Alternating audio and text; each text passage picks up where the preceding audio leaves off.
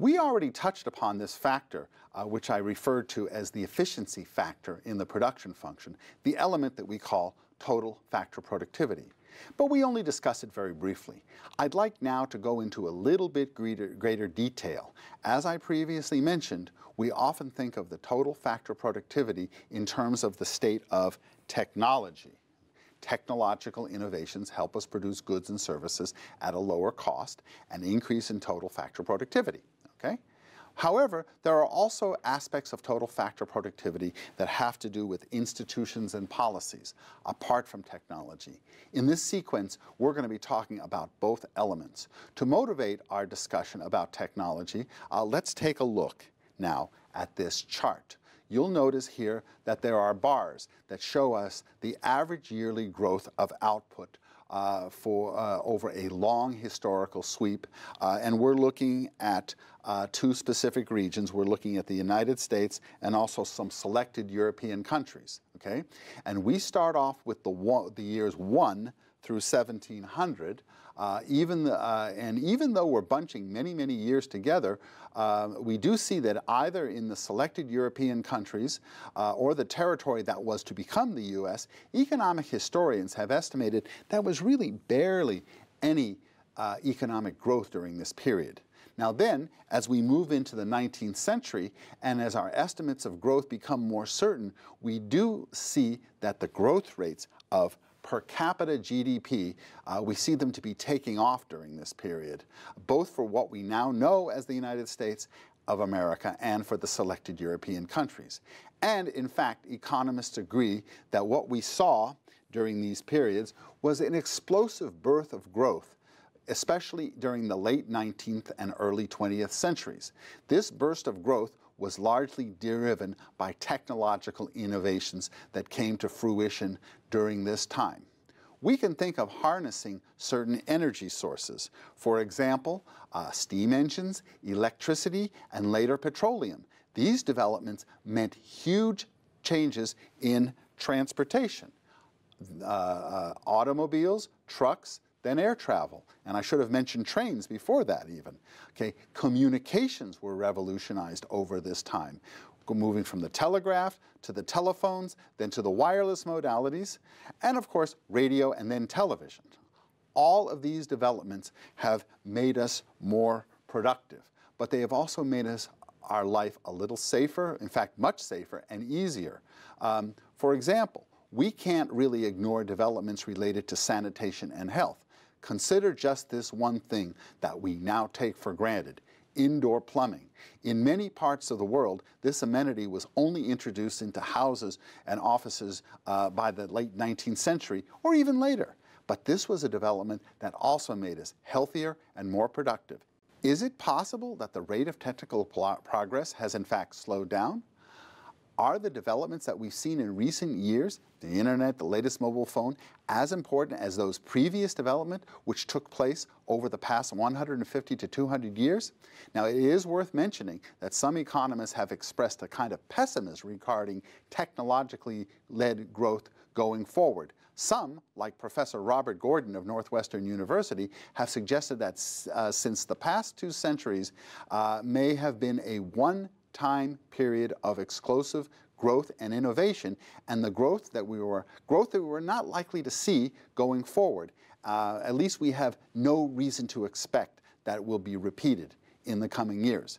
To put things very bluntly, the latest development in cell phones may in fact have a very small impact when you compare that to the impact of, say, the internal combustion engine or running water inside our homes.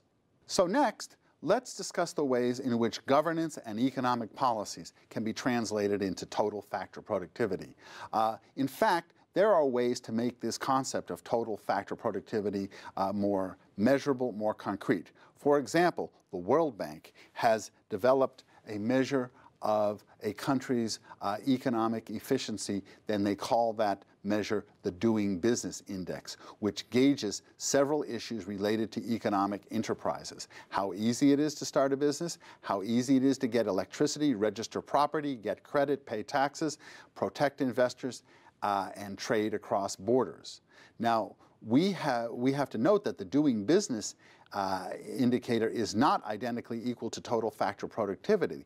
But interestingly, when we compare a large group of countries, and we have the doing business indicator on the horizontal axis and total factor productivity on the vertical axis in this chart, we see a correlation between the two concepts. The chart shown here, which is a multi-country plot of the World Bank's doing business indicators against an estimate of total factor productivity that was computed from a different source, namely the Penn World Tables, which some of you may recognize as an internationally used estimate, a frequently used estimate of production function for many different countries. And interestingly, we do see that, yes, there is a correlation visually between these two variables. The better a country's doing business score is, the higher on average is its level of total factor productivity. Of course, this correlation is not perfect. There are other factors that come into play. Even so,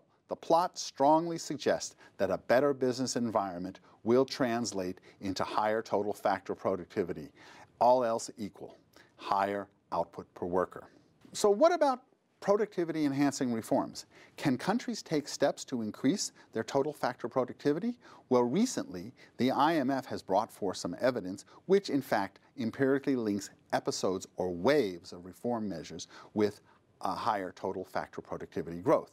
In a recent publication, they highlight these episodes or waves of substantial reform measures.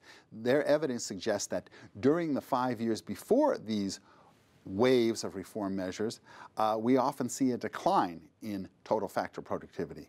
By contrast, in most countries, in the 5 years that take place after such a wave of reforms occur, those years are associated with a rebound and a further growth of total factor productivity. So at this point, it's a natural question to ask, what kind of reform measures seem to be the most effective in boosting productivity? The answer is, not surprisingly, dependent on the particular country. There is no one-size-fits-all policy recommendation for productivity-enhancing reforms. However, there are some patterns worth noting that keep popping up repeatedly in country after country. For example, the evidence suggests that privatizing the financial sector can be especially effective in many contexts, advanced, emerging, and low-income economies alike.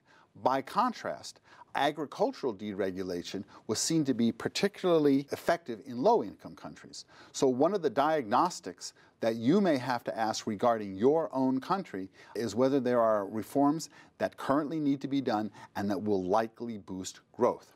Here, we have a recent survey of IMF mission chiefs regarding the kinds of reforms that they feel to be a priority in the countries that they cover. You can see, for example, that in many low-income developing countries and emerging market countries, and even in advanced countries, reforms of a country's fiscal structure, for example, the tax system, would be a high priority area of reform. By contrast, in the low-income and emerging market countries, issues of infrastructure are very important. More productive infrastructure can increase output. But to wrap up this segment, our bottom line is that part of total factor productivity is relevant for policy. Hence, one of the diagnostics that many countries face, perhaps even your country, is which of the structural measures might be taken to increase productivity.